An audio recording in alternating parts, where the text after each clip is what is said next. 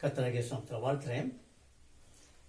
கடந்த நாட்கள் முழுவதும் அநேக காரியங்களை முழுவதும் பரிமாறிக்கொண்டிருந்தோம். இந்த ஓய்வு நாளில், பரிசுத்த ஓய்வு நாளில் செய்தி வாயிலாக உங்களோட நான் சில வார்த்தைகளை பகிர்ந்து கொள்ளும்படி தேவன் கிருபை புரிந்தார். அக்கினிரத விசுவாச அசம்பிளி சார்பிலும் அருமையான விசுவாசிகளின் சார்பிலும் இந்த வார்த்தையை கேட்டுக்கொண்டிருக்கிற உங்களை பிதாகுமாரன் பசாமத்தில் வாழ்த்துறேன். வார்த்தைகள் உங்களுக்கு பயனுள்ளதாக இருக்கும்படி தேவனிடத்தில் இறைஞ்சி மன்றாடுறேன். ஜெபித்து நாம் செய்தி பகுதி கடந்து செல்வோம். நீங்கள் என்னோடு இணைந்து கொள்ளுங்க. இந்த வார்த்தைகள் உங்களுக்கு பயனுள்ளதாக இருக்க கர்த்தர் கிருபை புரிவார். எங்கள் கண்மொழியும் எங்கள் மீட்புமாக கர்த்தாவே அடைந்த மாதிரி நீங்கள் வெளிப்படுங்க. உழைத்த நிமித்தம் தேவனுடைய சமூகத்தில் தரித்திருந்து வார்த்தையை கேட்டு இந்த வார்த்தையை பகிர்ந்து தரும்போது ஆவியானவர் முன்னின்று காரியங்களை நடப்பித்து தந்து மேன்மையை கட்டளித்தாங்க. கேட்கிறவர்கள் பயனுள்ளதாக இருக்கட்டும், ஆசீர்வாதமுள்ளதாக இருக்கட்டும், அவர்கள் பாதைக்கு தீபமாக இருக்கட்டும். உமது வார்த்தையானது கேட்கிற ஒவ்வொரு பிள்ளைகள் உள்ளத்திலே பதியட்டும், கிரியை செய்யட்டும்.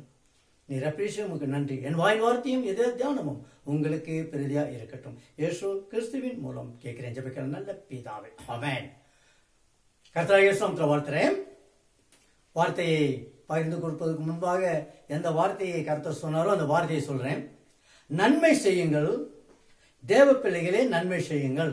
நன்மை செய்ய வேண்டும் என்பது தேவனுடைய அனுக்கிரகமாய், கர்த்தருடைய சித்தமாய், கர்த்தருடைய ஒரு எதிர்பார்ப்பாய் இருக்கிறது. நன்மை செய்வே பழகிக் கொள்ள வேண்டும். நன்மை செய்வோர் மீது தேவன் பிரியமாய் இருப்பார். எவ்வளவுக்கு எவ்வளவு நன்மையான காரியங்களை செய்கிறோமோ, எவ்வளவுக்கு எவ்வளவு நன்மை செய்ய எத்தனை முறை மாறுகிறோமோ அவ்வளவுக்கு அவ்வளவு கர்த்தர் நம்ம பிரியமா இருப்பார். அந்த நன்மையானது அநேகருக்கு பயனுள்ளதாய், அநேகருக்கு நட்பாதை காட்டி நல்வழியிலே நடப்பதாய், அநேகருக்கு அவசரமாய், அநேகருக்கு உறுதுணையா இருக்கும்படியான நன்மைகளை செய்ய வேண்டும். அதுல பிரதிபலனை எதிர்பார்க்க கூடாது. நான் இந்த நன்மையை செய்யறேன், நாளைக்கு இந்த நன்மை கிடைக்கும். நான் இந்த நன்மையை இந்த சகோதரனுக்கு இந்த சகோதரிக்கு செய்கிறேன், நாளைக்கு ஒரு இடத்திலிருந்து ஏதேனும் ஒன்றை நான் பெற்றுக்கொள்ள இந்த நன்மை எனக்கு உறுதுணையா இருக்கும். அது நன்மை அல்ல. எந்த பிரதிபலனும் எதிர்பார்க்காமல் கர்த்தருடைய நாம மகிமைக்காக கர்த்தர் சித்தத்தை உணர்ந்து செய்கிற நன்மைகள் பலனுள்ளதாய், ஆசீர்வாதம் உள்ளதாய், அதை பெற்றுக்கொள்கிறவர்களுக்கும் அதை செய்கிறவர்களுக்கும் தேவனுடைய அனுக்கிரகம் இருக்கும். என்னை கேட்டு பிள்ளைகளே, அருமையான சபைய மக்களே, உங்களை பகைக்கிறவர்களுக்கு நன்மை செய்யுங்கள் என்று வேதம் சொல்கிறது. நன்மை செய்வோர் மீது தேவன் பிரியமா இருப்பார். எப்போ பிரியமா இருப்பாரா? உங்களை பகைக்கிறவர்கள் நிமித்தம் நீங்கள் அவர்களுக்கு நன்மை செய்கிறவர்களா இருக்கணும். அவர்கள் தேவனால் உண்டாக்கப்பட்டவர்களாய், தேவனுடைய அனுகிரகத்தால் இடைக்கட்டப்பட்டவர்களாய், தேவனுடைய ஆசீர்வாதத்தை பெற்றவர்களாய் வாழ முடியும். நன்மை செய்யவும் தான தர்மம் பண்ணவும் மறவாதிருங்கள். தீமையை வெறுத்து நன்மையை பற்றி கொண்டிருங்கள். அறிந்த நன்மையை செய்யாதிருங்கள். உங்களுக்கு ஒரு நன்மை செய்யணும்னு தோணும். இந்த நன்மை அவர்களுக்கு தேவைன்னு உங்களுக்கு தெரியும். இந்த காலகட்டத்தில் இந்த நன்மையை இந்த பிள்ளைக்கு, இந்த குடும்பத்திற்கு, இந்த மனிதனுக்கு, இந்த சமுதாயத்துக்கு செய்தால் அவர்கள் உச்சிதமான காரியங்களிலே தங்களை ஈடுபாடு கொள்ள முடியும். அல்லது இக்கட்டிலிருந்தும், இடையூறிலிருந்தும், சஞ்சலத்திலிருந்தும், போராட்டத்திலிருந்தும், ஏமாற்றத்திலிருந்தும், அவமானத்திலிருந்தும் அவர்கள் மீட்டெடுக்கப்பட நான் செய்கிற கர்த்தர் சித்தத்தின்படி நான் செய்கிற நன்மைகள் அவர்கள் உகந்ததா இருக்கும் என்று தெரியும். அப்ப தெரிந்த அந்த நன்மையை நாம் செய்ய தவறாமல் இருக்க வேண்டும். அறிந்த நன்மையை செய்யாதிருங்கள். அப்படி செய்யாதிருந்தா அது பாவம். எனவே சோர்ந்து போகாமல் நன்மை செய்யுங்க. நன்மை செய்யறதுல சோர்ந்து போகாதீங்க. உங்ககிட்ட அநேக 1000 நன்மைகளை பெற்றுக்கொண்டவர்கள் உங்களுக்கு விரோதமாக முறுமுறுக்கலாம். உங்ககிட்ட அநேக 1000 நன்மைகளை பெற்றுக்கொண்டவர்கள் உங்களுக்கு விரோதமாக எழும்பலாம். போகட்டும், இயேசுவின் நாமத்தில் விட்டு விடுங்க. ஆனா அதுல நீங்க சோர்ந்து போயிடாதீங்க. அப்படி சோர்வின் ஆவிக்கு இடம் கொடுத்துடாதீங்க. ஏன்னா நன்மை செய்யுங்கள், தேவ பிள்ளைகளே நன்மை செய்யுங்கள் என்று வேதம் கற்பித்து தந்திருக்கிறது. வேதம் எதை கற்பித்து கொடுத்ததோ, வேதம் எதை சொல்லியதோ அதை மட்டும் செய்வதுதான் தேவனை நம்பி வாழ்கிற பிள்ளைகளுக்கு உகந்ததாய், ஏற்றதாய், நன்மை பயக்கூடாதா இருக்கும். இம்மையிலும் மறுமையிலும் ஆசீர்வாதமாக இருக்கும். என்னை கேட்டுட்டு இருக்க அருமையானவர்களே, நீங்கள் நன்மை செய்வதிலே ஒருபோதும் சோர்ந்து போயிடாமல் இருங்க. தரித்திரருக்கு நன்மை செய்யுங்க. நம்ம அநேக இடத்திலே அடுத்த நாளுக்கு உணவில்லாதவர்கள், அடுத்த அடி எப்படி எடுத்து வைப்பது என்று தெரியாமல் ஏக்கத்தோடு இருப்பவர்கள் மத்தியிலே நாம் வாழ்ந்து கொண்டிருக்கிறோம். எனவே தரித்திரர்களுக்கு நன்மை செய்ய யதார்த்தம் உள்ளவர்களாய், உண்மை உள்ளவர்களாய், தேவனுடைய கரங்களை அடங்கி இருக்கிறவர்களாய், இந்த தரித்திரர்களுக்கு, இந்த ஒன்றுமில்லாதவர்களுக்கு, இந்த எளியவர்களுக்கு நான் செய்வதனாலே தேவநாமம் மகிமைப்படும் என்று மட்டும் செய்யுங்க. எந்த பிரதிபலனும் எதிர்பார்க்காமல் நீங்கள் நன்மை செய்ய வேண்டும். நமது இயேசு இந்த புவிதனிலே ஊழியம் செய்தார். இந்த புவிதனிலே அவர் ஊழியம் செய்த காலகட்டத்தில் தேவனை வெளிப்படுத்தி பரலோக ராஜ்யத்தை குறித்து சொல்லி, பரலோக ராஜ்யம் சமீபமாக இருப்பது என்பதை குறித்து தேவனுடைய சித்தத்தை உணர்ந்து தேவநாம மகிமைக்காக இந்த புவிதனிலே வேலை செய்யும் போது, புவிதனிலே ஊழியம் செய்யும் போது அவர் நன்மை செய்கிறவராகவே சுற்றி தெரிந்தார் என்று வேதம் சொல்கிறது. அப்போ நம்முடைய நன்மையானது எப்படி இருக்கணும்னா, இயேசு புவிதனிலே எப்படி செய்தாரோ, அவர் எப்படி நன்மை செய்வராகவே சுற்றி வந்தாரோ, நன்மை செய்வதில் பலன் பெரிதாயிருக்கும். நீங்க எதிர்பார்த்த நீங்க அவர் மற்றவர்களுக்கு கொடுக்கிற பலன் உங்களுக்கு ஒரு பிரதிபலனாய் கர்த்தர் கொடுப்பார். உங்கள் பலன், நீங்க நன்மை செய்வது எப்படி இருக்கும்னா, ஒரு நதியானது ஓடும் இடம் எல்லாம் எப்படி செழிப்பை கொடுக்கிறதோ, எப்படி ஒரு பசுமையை கொடுக்கிறதோ, எப்படி ஒரு நன்மையை கொடுக்கிறதோ, இரு புறத்திலும் இருக்கிற கரங்களிலும் இருக்கிற கரைகளிலே இருக்கிற செடிகளையும் மரங்களையும் எப்படி செழிப்பாய் வளர வைக்கிறதோ, நீங்கள் ஓடும் இடமெல்லாம், நீங்கள் செல்லும் இடமெல்லாம் ஒரு நதியை போல ஒரு செழிப்பை கொடுக்கிறவர்களாய். அந்த நதி எந்த பிரதிபலனும் எதிர்பார்க்காது. என் ஓட்டத்தை ஓடிக்கொண்டே இருக்கிறேன், நன்மை செய்து கொண்டே இருக்கிறேன் என்று ஓடும். அதுபோல உங்களுடைய ஓட்டம் இருக்க வேண்டும், அதுபோல உங்கள் நன்மைகள் இருக்க வேண்டும். நீங்கள் செல்கிற எல்லா இடத்திலும் செழிப்பை கொடுக்கிற ஒரு அனுபவம் உங்களுக்குரியதாக இருக்க வேண்டும். நன்மை செய்யும் நீங்கள் செல்லும் இடமெல்லாம் செழிப்பாக இருக்க வேண்டும் என்றால் சோர்வு இருக்கக்கூடாது, தரித்திரருக்கு கொடுக்க வேண்டும், எதிர்பார்ப்பு இல்லாமல் செய்ய வேண்டும், அறிந்த நன்மையை செய்ய வேண்டும், செய்யத்தக்கவர்களுக்கு செய்து முடிக்க வேண்டும். அப்போ ஆதியிலே தேவன் ஏதேனிலே உண்டாக்கப்பட்ட ஒரு நதியை குறித்து முன்பாக நான் வைக்க விரும்புகிறேன். அவர் நதியை உண்டாக்கினார். அது பிரிந்து நாளாக பெரிய ஆறுகளாய் ஓடியது போல ஒரு நன்மையினால், நீங்கள் செய்கிற ஒரு நன்மையினால் பல நன்மைகள் வெளிப்படும். அந்த 4 பெரிய நதிகளின் செழிப்பை போல நன்மை செய்யும் உங்களால் பொன்னுக்கு ஒப்பான நன்மைகள் விளைபலனாயிருக்கும். முதலாம் ஆறு எப்படி ஆவிலா தேசம் முழுவதும் சுற்றி ஓடி செழிப்பியும் பொன் விளைச்சலையும் கொடுத்தது போல நன்மை செய்வோர்களாகிய உங்களின் நிமித்தம் பெரிதோர் மகிழ்வை அவர்கள் பெற்றுக்கொள்ள வேண்டும். நன்மை செய்வோர்கள் பைசோன் நதியை போல தேசத்தில் நன்மை செய்வோராய் ஓட வேண்டும். பைசோன் என்றால் பொங்குதல் என்று அர்த்தம்.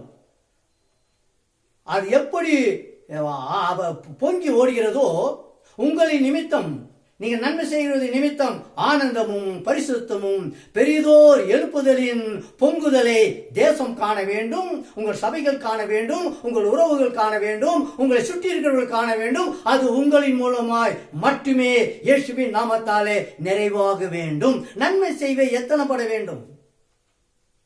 உங்களின் செயல் எப்படி இருக்கும்னா, கீதோன் என்று அழைக்கப்பட்ட ஆற்றுக்கு ஒப்பதாய் உங்கள் நன்மை இருக்க வேண்டும். கீதோன் என்றால் குறிப்பாய் பாய்தல் என்று அர்த்தம். அப்போ நீங்கள் குறிப்பை உணர்ந்து நன்மை செய்கிறவர்களாய், இந்த நன்மை இவர்களுக்கு தேவையா, அப்படி ஒரு குறிப்பை உணர்ந்து தீவிரித்து ஓடி நீங்கள் அதை செய்யும் போது அவர்கள் அதை பெற்றுக்கொள்வார்கள். உங்களின் நிமித்தம் தேவ நாமம் மகிமைப்படும். குறிப்பை அறிந்து உணர்ந்து நன்மை செய்ய தீர்மானம் பண்ண வேண்டும். அதிலே ஜெயம் கொண்டு தேவனை கனப்படுத்த முடியும், பரலோகத்தை மகிழ்விக்க முடியும், பரலோக ராஜ்யத்தை மகிழ்விக்கிற ஒரு கூட்டமாய் நீங்கள் மாற முடியும். இப்படி உணர்ந்து நன்மை செய்ய வேண்டும். மூன்றாவது ஆற்றுக்கு இதேகேல் என்று அர்த்தம். அதன் பொருள் திரளாய் பாய்தல் என்பதாக இருக்கிறது.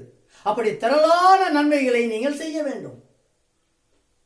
அந்த திரளான நன்மைகள் அநேகர் பெற்று தேவநாமத்தை மகிமைப்படுத்த வேண்டும். இவர்கள் கிறிஸ்தவர்கள், இவர்களிடத்திலே அநேக நன்மைகளை நம்மளால் பெற்றுக்கொள்ள முடியும் என்று உங்களை நாடி தேடி வரும்போது முகம் கோணாமல் நீங்கள் நன்மை செய்ய வேண்டும். தேவ மனிதர்களாய் வாழ வேண்டும். திரளான நன்மைகள் ஒரு ஜனக்கூட்டத்தை ஆறுதலடைய செய்யும். ஒரு ஜனக்கூட்டத்தை தேவனிடத்தில் அழைத்து செல்ல முடியும்.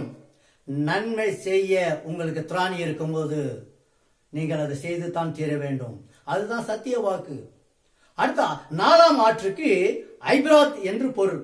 அதன் பொருள் என்னவென்றால் ஆழமான அல்லது திரளான தண்ணீர் என்று அர்த்தம். உங்களின் நன்மைகள், நீங்கள் நன்மை செய்கிற சுவாபங்கள் திரளாய் இருக்க வேண்டும், ஆழமாய் இருக்க வேண்டும். நன்மை நீங்கள் செய்வது உலகத்துக்கு பூரா செய்யக்கூடாது. மைக்கு வச்சு சொல்லிடக்கூடாது, நான் இதை செய்தேன், அதை செய்தேன், அதை கொடுத்தேன், இதை கொடுத்தேன். அப்படி அல்ல நன்மை. வலது கைக்கு வலது கையில கொடுக்கிறது இடது கைக்கு தெரியக்கூடாது. இந்த காலகட்டத்தில் என்ன அப்படின்னா, மைக்கு வச்சே சொல்லிடுவாங்க, இந்த நன்மை இந்த மனுஷனுக்கு இந்த காலத்தில் இவ்வளவு செஞ்ச தெரியுங்களா பிரதோ, இவ்வளவு நன்மை செய்யாமலே தேவன் உன்னை ஆசீர்வதிப்பார். செய்து நீ பறைசாற்றுவதை காட்டிலும் செய்யாமல் இருப்பது நல்லது. அதுதான் அந்த ஆழமான அல்லது திரளான தண்ணீர் என்ற அர்த்தம் கொள்கிற ஐபிராத்தை குறித்து உங்கள் முன்பாக நான் பேசிக் கொண்டிருக்கிறேன். அது ஆழமானது. எப்போதும் ஆழமான தண்ணீர் அமைதியா போகும். உங்களுக்கு தெரியும், ஆழம் இல்லாத தண்ணீர் தான் ஜலஜலா பலபலம் சத்தம் போடும். ஆனா ஆழமான தண்ணீர்ல அமைதி இருக்கும், அமெரிக்கா ஓடும். அதே போல அது திரளான தண்ணீரை கொண்டது. அதுல பஞ்சம் இருக்காது, அதுல குறைவு இருக்காது. அது ஓடுமெல்லாம் செழிப்பா இருக்கும். அது திரளாய் ஓடும், ஆழமாய் இருக்கும். அந்த ஆழமான தண்ணீரின் பொருள் என்னவென்றால், எந்த எதிர்பார்ப்பும் இல்லாமல் ஆழமான அன்போடு திரளான நன்மைகளோடு செய்யும்படியாக வாழ எத்தனவர்களாய் மாற வேண்டும். தேவனின் உங்களுக்கு ஒரு ஞாபகத்தை நினைப்பூட்ட, உங்களுக்கு தெரிந்ததுதான், தேவனுடைய சிருஷ்டிப்புகள் இந்த உலகத்தில் இருக்கு. நம்மை சுற்றி இருக்கிறதெல்லாம் தேவனுடைய சிருஷ்டிப்பு தான். அவர் சிருஷ்டித்தார், அவர் சிருஷ்டிக்கர். எனவே அவரைத்தான் நமஸ்கரிக்க வேண்டும், சிருஷ்டிப்பை அல்ல. இந்த காலகட்டத்திலே அந்த சிருஷ்டிப்பைகளை குறித்து உங்களுக்கு முன்பாக வைக்கிறேன். வானத்தில் இருக்கிற சூரிய சந்திர நட்சத்திரங்களை தேவன் சிருஷ்டித்தார். அவர் சிருஷ்டிக்கப்பட்ட அந்த காலகட்டத்திலிருந்து இந்த காலகட்டத்தை வரைக்கும் அது நன்மை செய்து கொண்டுதான் இருக்கு. எந்த எதிர்பார்ப்பும் அதை எதிர்பார்க்கல. நான் வெளிச்சத்தை கொடுக்கிறேனே, நீ அதை கொடு. நான் உனக்கு உஷ்ணத்தை கொடுக்கிறேனே, நீ இதை கொடு, கேட்கறதில்ல. மரம் நம்மளை பார்த்து நிழல் கொடுக்குறேனே, எனக்கு ஏதாவது கொடு, கேட்குதா? இல்லை. ஆனா நம்ம நிழல கொடுத்துட்டேன் அப்படின்னு உலகம் பூரா அது பறைசாற்றுவது இல்லை. பயிர் நிலங்களும் பூமியும் விளைச்சலும் நன்மை கொடுக்கிறது, எதிர்பார்ப்பது இல்லை. ஏன் இதை சொல்றேன்னா, தேவனுடைய சிருஷ்டிப்பே எதற்காக சிருஷ்டிக்கப்பட்டமோ அதை இந்த நாள் வரைக்கும், இந்த நிமிடம் வரைக்கும், இந்த நொடி பொழுது வரைக்கும் செவ்வாயா எந்த எதிர்பார்ப்பும் இல்லாமல் சீரும் சிறப்புமாய் நன்மை செய்து கொண்டிருக்கும் போது, அவர் சாயலால் சிருஷ்டிக்கப்பட்ட நாம், அவர் நாம மகிமைக்காக தெரிந்து கொள்ளப்பட்ட நாம், இந்த தேவனை அடைக்கலமாய் பலனாய் ஆபத்து காலத்தை அனுகூல துணையாய் ஏற்றுக்கொண்ட நாம், எந்த விதமான பிரதிபலனை பார்க்காமல் ஆழமான தண்ணீரை போல, திரளான தண்ணீரை போல அமர்க்கியாய் தொடர்ந்து நன்மை செய்ய வேண்டும். வேதம் சொல்லுது, நன்மை செய்கிறவன் தேவனால் உண்டாயிருக்கிறான் என்று. நீங்க வேதத்தை எடுத்து பொறுத்து பார்த்தீங்கன்னா 3 யோவானின் புத்தகம் 11ஆம் வசனம் வசனித்து சொல்லுகிறது, நன்மை செய்கிறவன் தேவனால் உண்டாயிருக்கிறான் என்று. நதிகளை தேசம் செழிப்பாய் இருக்க சிருஷ்டித்தது போல அவர் சாயலால் சிருஷ்டிக்கப்பட்ட நாம் நன்மை செய்தால் நாம் தேவனுடைய புதல்விகளாய் புத்திரர்களாய் வாழ முடியும். நீங்கள் இதை தெள்ள தெளிவா உள்ளத்தில் பதிய வைத்து நன்மை செய்து தேவனால் உண்டாக்கப்பட்டோம் என்று அமெரிக்கையாய் நீங்கள் அமர்ந்துருங்க. நீங்க அமெரிக்கா அமர்ந்துருங்க. ஏன்னா நீங்கள் அமர்ந்தது நானே தேவன் என்று அறிந்து கொள்ளுங்கள். ஜாதிகளுக்குள்ளே உயர்ந்திருப்பேன், பூமியிலே உயர்ந்திருப்பேன் என்று சொன்ன கர்த்தர் நம்மத்திலே இருக்கிறார். நீ செய்கிற நன்மைகள், எந்த எதிர்பார்ப்பும் இல்லாமல் ஆழமாய் செய்கிற அநேக நன்மைகள் பரலோகத்துக்கு எட்டும். பரலோகத்து தேவன் உங்கள் மூலமா மகிழ்வார். நீங்களும் நன்மைகள் செய்யவே தேவனால் உண்டாக்கப்பட்டவர்கள். அப்போஸ்தலனாகிய யோவான், அப்போஸ்தலன் என்றால் அனுப்பப்பட்டவன் என்று பெயர் அல்லவா? அந்த அனுப்பப்பட்ட அந்த யோவான் காயுவுக்கு ஒரு நிருபத்தை எழுதுகிறார். அவர் என்ன எழுதுகிறார்னா, பிரியமானவனே, நீ தீமையானதை பின்பற்றாமல் நன்மையானதை பின்பற்று. நன்மை செய்கிறவன் தேவனால் உண்டாயிருக்கிறான், தீமை செய்கிறவன் தேவனை காணவில்லை. அப்ப தேவனை காண வேண்டும் என்றால் நன்மை செய். தேவன அனுக்கிரகம் ஆசீர்வாதம் சிரசிலே தங்கி இருக்கணுமா, நன்மை செய். தேவன அனாதி சிநேகத்தினாலே இழுத்துக்கொள்ள வேண்டுமா, அவர் காரணத்தினாலே நீ இடைக்கட்டப்பட்டிருக்க வேண்டுமா, உன்னுடைய போக்கும் வரத்தும் ஆசீர்வதிக்கப்பட்டு இருக்கணுமா, நீ பட்டணத்திலும் வெளியிலும் ஆசீர்வதிக்கப்பட்டு இருக்கணுமா, உன் பிள்ளைகளின் ஆசீர்வாதம் பெரிதா இருக்கணுமா, நீ சபையிலும் சங்கத்திலும் பேர் பெற்ற ஒரு உன்னதம் உள்ள ஒரு மனுஷா வாழணுமா, எதிர்பார்ப்பில்லாமல் நன்மை செய், சோர்ந்து போகாமல் நன்மை செய். அதனால்தான் அப்போஸ்தலனாகிய யோவான் தெளிவா எழுதியிருக்கிறாரு, பிரியமானவனே. அதாவது அழைக்கும் போது பிரியமானவனே என்று அழைக்கிறார். இந்த காலகட்டத்தில் ஒரு பிள்ளையை, ஒரு சகோதரியை இப்படி அழைப்பதை நான் பார்த்ததில்லை. அப்படிதான் அழைக்கணும். பெயர் வைத்திருப்பாங்க பெற்றோர், இவர்கள் அழைக்கும் போது ஏயி பேயி வாயின்னு கூப்பிடுவாங்க. அப்படி இல்லை. உன் உள்ளத்திலே அன்பு இருந்தால், இதோ இந்த அப்போஸ்தலனுக்கு இருந்த அன்பின் நிமித்தம் பிரியமானவனே என்று அழைக்கிறார். நீ தீமையானதை பின்பற்றாமல் நன்மையானதை பின்பற்று. நன்மை செய்கிறவன் தேவனால் உண்டாயிருக்கிறான், தீமை செய்கிறவன் தேவனை காணவில்லை. அனுப்பப்பட்டவனாகிய யோவானின் வார்த்தை இப்படி தெளிவாக இருக்கிறது. அப்போஸ்தலர்கள் என்றாலே அனுப்பப்பட்டவர்கள் என்று தான் அர்த்தம். எதற்காக அனுப்பப்படுகிறார்கள் என்றால் தேவ வசனத்தை சொல்ல, தேவனை முன்வைத்து பின் செல்ல. அவர்கள் செயல்கள், சிந்தனைகள், செயல்பாடுகள் தேவனை வெளிப்படுத்துவதாக இருக்கும், நன்மை செய்வதாக இருக்கும், தேவ வசனத்தை பறைசாற்றுவதாக இருக்கும், தேவனுக்காக தங்கள் அர்ப்பணம் பண்ணுகிற வாழ்க்கையாக இருக்கும், தேவனுக்காக தேவனை கொண்டு தேவன் மூலமாக அநேக அற்புத அடையாளங்களை நடப்பிக்கிறவர்களால தான் அனுப்பப்பட்டவர்கள் என்று அப்போஸ்தலர்களை அழைக்கிறார்கள்.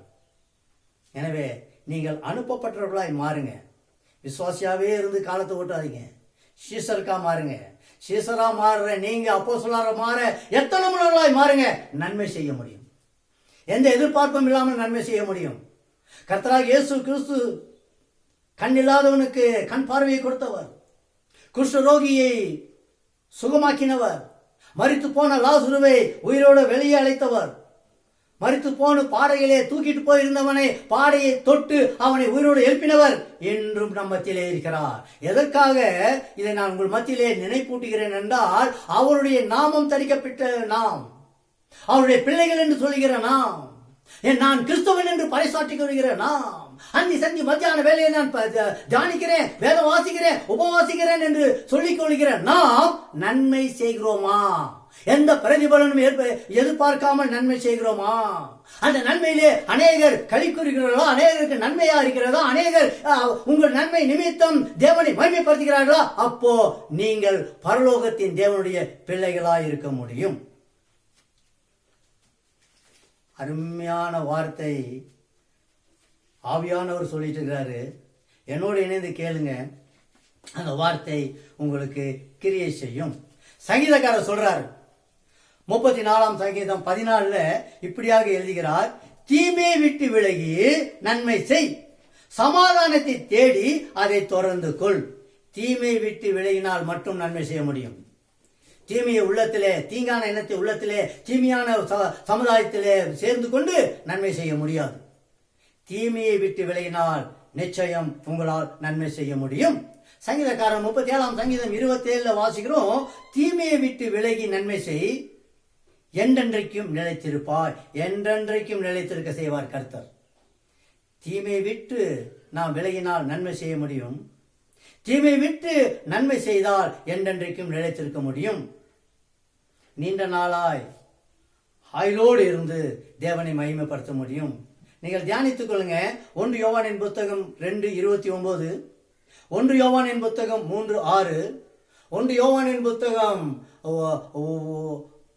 3ஆம் அதிகாரம் 9-10 படித்து பாருங்க. தேவன் உங்களோடு இருப்பார். வசனத்தை கவனித்து படித்து தியானிங்க. அநேக வசனங்களை சொல்வதனால நேரம் விருதாவாகிவிடும் என்பதற்காக ரத்தன சுருக்கமாய் முடிக்க விரும்புகிறேன்.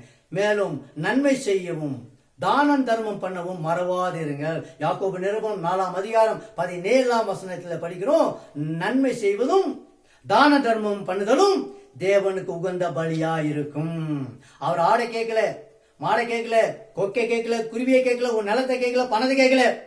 அவர் கேட்பதெல்லாம் நன்மை செய்வதும் தான தர்மம் பண்ணுவதும் தேவனுக்கு உகந்த பலியாயிருக்கும். கேளுங்க, அன்றியும் நன்மை செய்யவும் தானம் தர்மம் பண்ணவும் மறவாதிருங்கள், இப்படிப்பட்ட பலிகளின் மேல் தேவன் பிரியமாயிருக்கிறார். ரோமர் எழுதிய புத்தகம் 12ஆம் அதிகாரம் 13ஆம் வசனத்தை நீங்கள் புரட்டி பார்ப்பீர்களா, பரிசுத்தவான்களுடைய குறைவிலே அவர்களுக்கு உதவி செய்யுங்கள், அந்நியரை உபசரிக்க நாடுங்கள், இவை யாவும் நீங்கள் செய்யும் நன்மைகள். பிலிப்பியர் புத்தகம் 4ஆம் அதிகாரம் 18ஆம் வசனத்தை நான் உங்களுக்கு நினைப்பூட்டுகிறேன். வேதத்தை நேசித்து படியுங்க. வேத வசனம் உங்கள் பாதைக்கு தீபமா இருக்கும். வசனம் என்ன? மேலும் சகோதரரே, தீமையை வெறுத்து நன்மையை பற்றி கொண்டிருங்கள். அப்போஸ்தலனாகிய பவுல் ரோமருக்கு எழுதுறாரு 12:9 மற்றும் 21ஆம் வசனத்துல அந்த வார்த்தை என்னன்னா, உங்கள் அன்பு மாயமற்றதா இருப்பதாக, தீமையை வெறுத்து நன்மை பற்றி கொண்டிருங்கள். 21 சொல்லுது, நீ தீமையினால் வெல்லப்படாமல் தீமையை நன்மையினால் வெல்லு. அவன் அடிச்சுட்டான், நான் அடிப்பேன். அவன் எனக்கு விரோதமா பேசிட்டான், நான் அநேக இடத்துல நன்மையை பெற்றுக்கொள்ளும்படியாக நான் யதார்த்தமாய் போனேன். ஆனா இந்த மனிதனோ அந்த நன்மையை செய்ய தடையா இருந்துட்டான். அப்படி அல்ல, அப்படி நினைக்கும் கூடாது. தீமையை தீமையினால் தான் வெல்வேன் நினைக்காத, தீமையை நன்மையினால் வெல்லு, பரலோகம் களி கூறும். நன்மை செய்து தீமையை வெல்வது தேவ பிள்ளைகளின் வாழ்க்கையாய் அமையும். 1 பேதுரு புத்தகம் 3:11 உள்ளது போல, பொல்லாப்பை விட்டு நீங்கி நன்மை செய்து சமாதானத்தை தேடி அதை பின்தொடர கடவன். பொல்லாப்பை விட்டு நீங்கினால் நன்மைகள் செய்ய முடியும். கற்பிலும் அறிவிலும் நீடிய சாந்தத்திலும் தயவிலும் பரிசுத்த ஆவிலும் மாயமற்ற அன்பிலும் சத்திய வசனத்திலும் திவ்ய பலத்திலும் நிலை நின்று வாழ்வோர் நன்மையை மட்டுமே செய்வோராய் இருப்பார்கள். நீங்கள் தியானித்துக் கொள்ளுங்க, நேரம் இல்ல. 1 தீமோத்தேயு புத்தகம் 1:5 மற்றும் சங்கீதம் 97:10, ஆமோஸின் புத்தகம் 5ஆம் அதிகாரம் 15ஆம் வசனம், 1 தெசலோனிக்கேயர் புத்தகம் 5ஆம் அதிகாரம் 21 மற்றும் 22ஆம் வசனத்தை நீங்கள் தியானித்து வசனித்து படித்து அதில் உள்ள வார்த்தையை நீங்கள் சொந்தமாக்கிக் கொள்ளுங்க. வசனங்களை தேடி வாசித்து தியானித்து பாருங்க. கர்த்தர் உங்கள் ஆவியோடு இருப்பார். அப்போது கற்பனையின் பொருள் அன்பே என்பது வெளிப்படும். அன்பு இருந்தால் நன்மையை மட்டுமே செய்ய தோன்றும். புறங்கூறி தெரிய மாட்டாங்க. எனக்கு விரோதமா இவன் முறுமுறுத்தான், எனக்கு விரோதமா அவன் பேசிட்டான், அப்படி அல்ல. அன்பு இருந்தால் சகிப்புத்தன்மை வரும். அன்பு இருந்தால் அதை தாங்கிக் கொள்ளக்கூடிய பக்குவம் வரும். அன்பு இருந்தால் அந்த உள்ளத்திலே தேவன் குடிக்கொண்டிருப்பார். அப்போ நீங்க அறிந்த நன்மையை செய்யாத ஒரு சுவாபம் உங்களிடத்துல இருக்காது. அதனால் ஒருவன் நன்மை செய்ய அறிந்தவனாய் இருந்தும் அதை செய்யாமல் போனால் அது அவனுக்கு பாவமா இருக்கும் என்று யாக்கோபு 4:17 படிக்கிறோம். கர்த்தராகிய இயேசு சொன்னார், தன் எஜமானுடைய சித்தத்தை அறிந்தும் ஆயத்தமாயிராமலும் அவருடைய சித்தத்தின்படி செய்யாமல் இருந்த ஊழியக்காரன் அநேக அடிகள் அடிக்கப்படுவான் என்று. லூக்கா 12:47 நீங்க தியானித்து பாருங்க. நம்ம எஜமானாகிய கிறிஸ்து இயேசு ராஜாவின் சித்தம் என்ன என்று அறிந்தாராய்ந்து நன்மை செய்கிறவர்களாய், உண்மையுள்ளவர்களாய், கர்த்தரை வெளிப்படுத்துகிறவர்களாய், தேவனுக்கென்று வாழ்கிறவர்களாய் நாம் அர்ப்பணம் செய்தால் நாம் கர்த்தரை கனப்படுத்துகிறவர்களாய் இருப்போம். உங்களை பகைக்கிறவர்களுக்கு நன்மை செய்ய வேண்டும். பெரிய விஷயம். உங்களை யாரெல்லாம் பகைக்கிறாங்க அவங்களுக்கு நன்மை செய்யுங்க. அவன் பகைச்சிட்டான், அவன் எனக்கு புறம்பு பேசிட்டான், அவன் எனக்கு விரோதமா பேசிட்டான், என்னிடத்துல அன்பு பாராட்டுவான் எதிர்பார்த்தேன், இவனோ நான் எதிர்பார்த்ததுக்கு நேர்மறையா செய்யறான் அப்படின்னு ஒதுக்கி தள்ளுகிற அனுபவம் உள்ள சமுதாயத்தில் வாழ்ந்து கொண்டிருக்கிறோம். நம்முடைய காரியங்கள் எல்லாம் கர்த்தருக்கு பிரீதியா இருக்கணும். உங்களை பகைக்கிறவர்களுக்கு நீங்க நன்மை செய்யறதான் வேணும். இயேசு சொன்னார், மத்திய எழுதின புத்தகம் 5ஆம் அதிகாரம் 44 நான் உங்களுக்கு சொல்கிறேன், உங்கள் சத்துருக்களை சிநேகியுங்கள், உங்களை சபிக்கிறவர்களை ஆசீர்வதியுங்கள், உங்களை பகைக்கிறவர்களுக்கு நன்மை செய்யுங்கள்.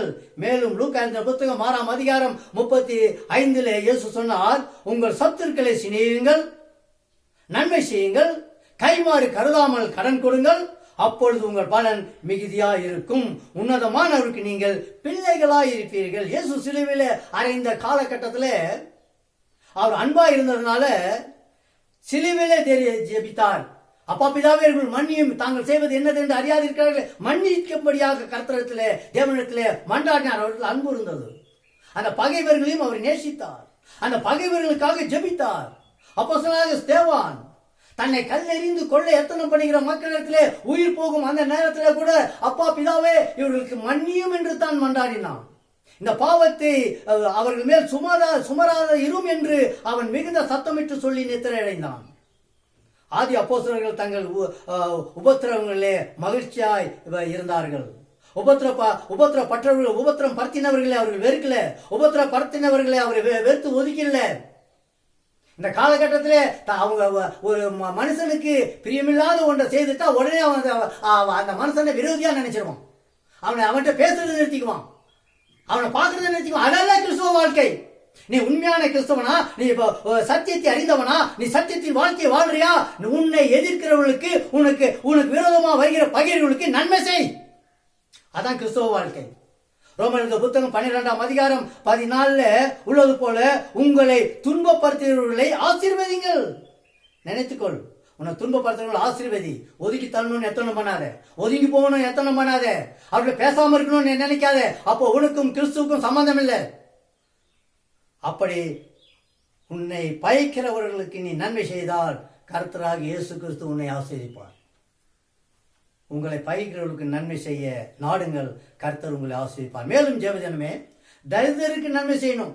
இயேசு சொன்னார், தரித்திரர் எல்லோரும் எப்போது உங்களிடத்திலே இருக்கிறார்கள், உங்களுக்கு மனதுண்டாகும் போதெல்லாம் நீங்கள் அவர்களுக்கு நன்மை செய்யலாம். உபாகம் புத்தகம் 15ஆம் அதிகாரம் 11 கற்பனையானது தேசத்திலே எளியவர்கள் இல்லாதிருப்பதில்லை. ஆகையால் உன் தேசத்திலே சிறுமைப்பட்டவனுக்கு, எளியவனுக்கும், உன் சகோதரனுக்கும் உன் கைக்கு உன்னுடைய கைகளை தாராளமாய் திறக்க வேண்டும் என்று. இது கட்டளை. இறுதியா சொல்றேன், சோர்ந்து போகாம நன்மை செய்.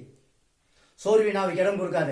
கலாத்தியர் 6:9-10 படியே நன்மை செய்வதில் சோர்ந்து போகாமல் இருப்போமாக.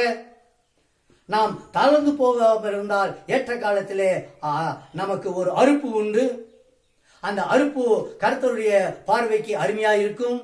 ஆகையால் நமக்கு கிடைக்கும் சமயத்திற்கு தக்கதாக யாவருக்கும், விசேஷமாக விசுவாச குடும்பத்தாருக்கும் நன்மை செய்வோமாக. வார்த்தையை கவனித்தால் அதன் மேன்மை வெளிப்படும். எனவே நன்மை செய்யுங்கள். தேவ பிள்ளைகளே, தேவனிடமிருந்து மேன்மையை பெற்றுக்கொள்ளுங்கள். ஆகையால் எனக்கு பிரியமான சகோதரரே, கர்த்தருக்குள் நீங்கள் படுகிற பிரயாசம் விருதாவாய் போய்விடாமல் நீங்கள் உறுதிப்பட்டவர்களாயும் அசையாதவர்களாயும் கர்த்தருடைய கிருபைக்கு காத்திருக்கிறவர்களாகவும் அன்பிலே பெருகி அநேகருக்கு நன்மை செய்யுங்கள். கர்த்தர் உங்கள் மத்தியிலே பெரிய காரியங்களை நடத்தி தருவார். நன்மை செய்வோம். பரலோக தேவனை மகிமைப்படுத்துவோம். இம்மைக்குரிய ஆசீர்வாதத்தையும் மறுமைக்குரிய ஆசீர்வாதத்தையும் சொந்தமாக்கிக் கொள்வோம். தேவனை சார்ந்து வாழ்வோம்.